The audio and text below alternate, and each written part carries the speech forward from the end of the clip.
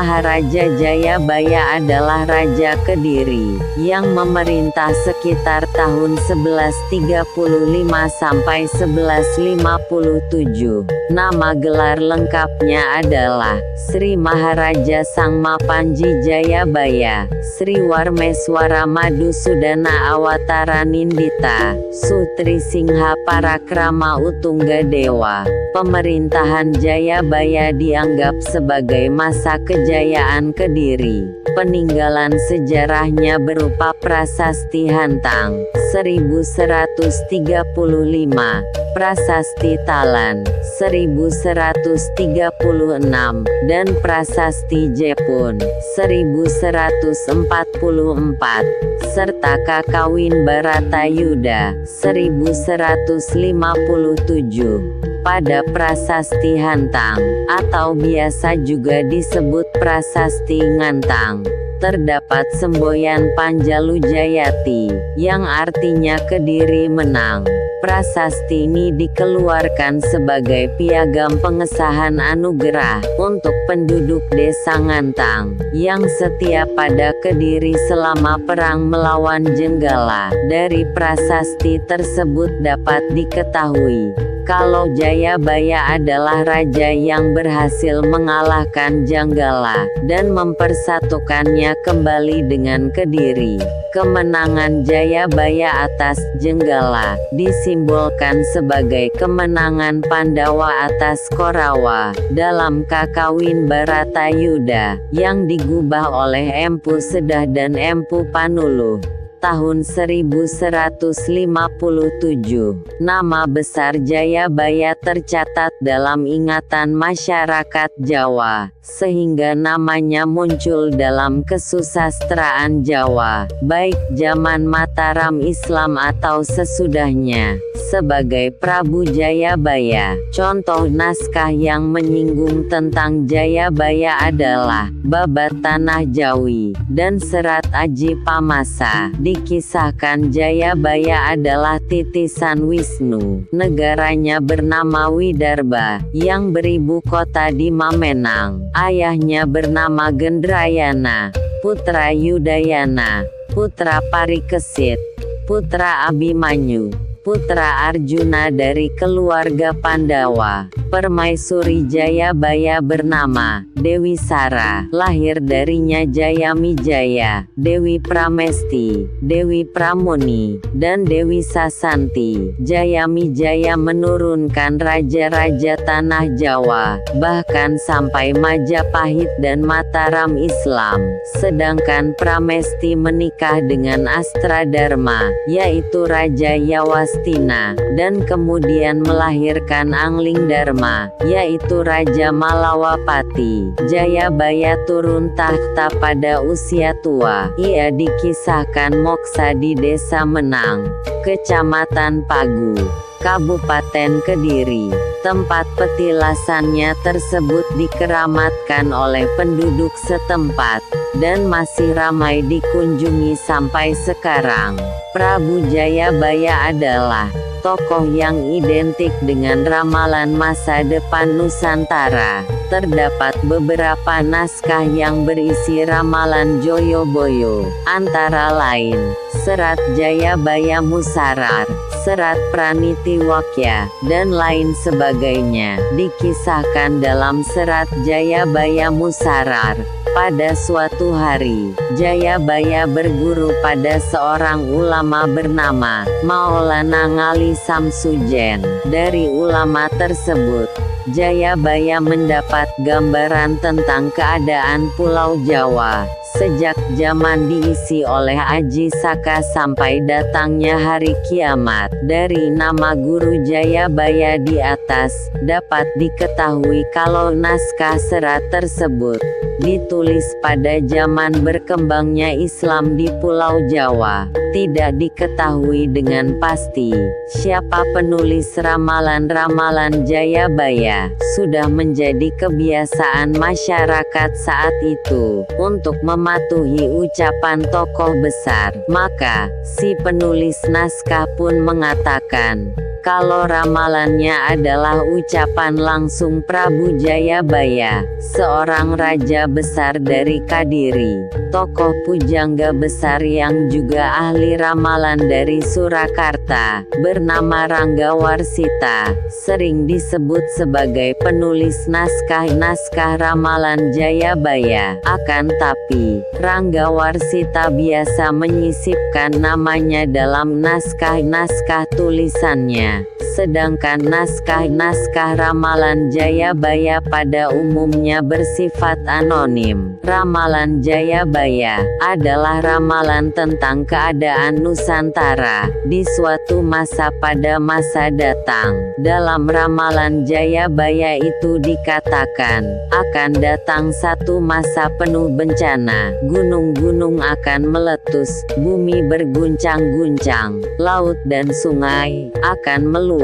Ini akan menjadi masa penuh penderitaan, masa kesewenang-wenangan dan ketidakpedulian, masa orang-orang licik berkuasa, dan orang-orang baik akan tertindas. Tapi, setelah masa yang paling berat itu, akan datang zaman baru, zaman yang penuh kemegahan dan kemuliaan, zaman keemasan Nusantara, dan zaman baru itu akan datang setelah datangnya Sang Ratu Adil, atau Satria Piningit. Ramalan Jayabaya ditulis ratusan tahun yang lalu, oleh seorang raja yang adil dan bijaksana di Mataram. Raja itu bernama Prabu Jayabaya, 1135–1159. Ramalannya kelihatannya begitu mengena, dan bahkan masih diperhatikan banyak orang ratusan tahun setelah kematiannya. Bung Karno pun juga merasa perlu berkomentar tentang ramalan ini.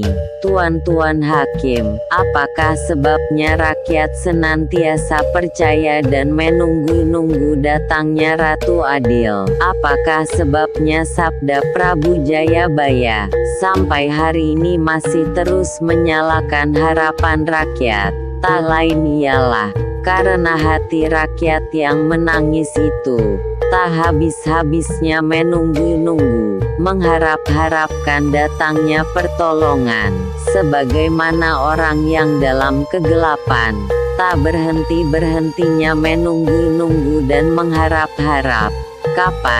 Kapankah matahari terbit? Tertanda Soekarno 1930.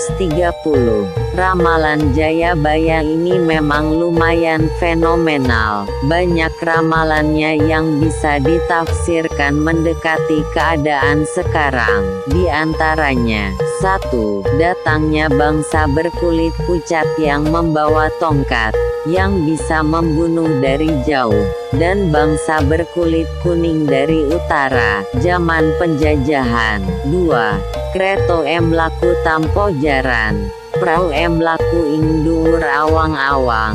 Artinya, kereta berjalan tanpa kuda, dan perahu yang berlayar di atas awan, mobil dan pesawat terbang. 3. Datangnya zaman penuh bencana di Nusantara, lindu ping pitu sedino, lemah bengkah, pagebluk rupo-rupo. Artinya, gempa 7 kali sehari, tanah pecah merekah, bencana macam-macam. 4. Dan ia bahkan mungkin juga meramalkan global warming, akeh udan salah mongso. Artinya, datangnya masa di mana hujan salah musim, naik turunnya peradaban.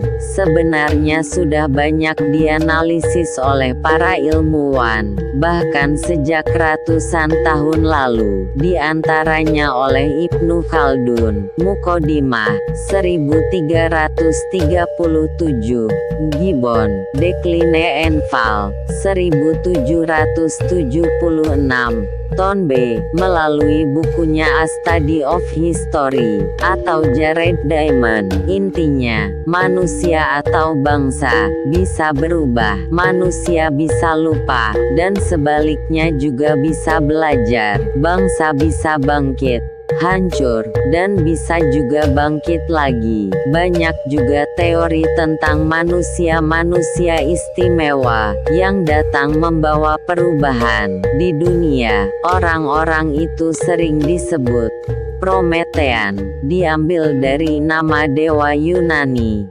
Prometheus artinya yang memberikan api atau pencerahan pada manusia. Tonbe menamakannya creative minorities. Tapi mereka bukan sekadar manusia-manusia ajaib, melainkan orang-orang yang memiliki kekuatan dahsyat, yaitu kekuatan ilmu dan kecintaan pada bangsanya, sesama manusia, dan pada Tuhannya. Lihat misalnya, berapa banyak hadis Nabi Muhammad tentang pentingnya ilmu, dan perhatikan lanjutan pidato Bung Karno ini. Selama kaum intelek Bumi Putra belum bisa mengemukakan keberatan-keberatan bangsanya, maka perbuatan-perbuatan yang mendahsyatkan itu, pemberontakan, adalah pelaksanaan yang sewajarnya dari kemarahan-kemarahan yang disimpan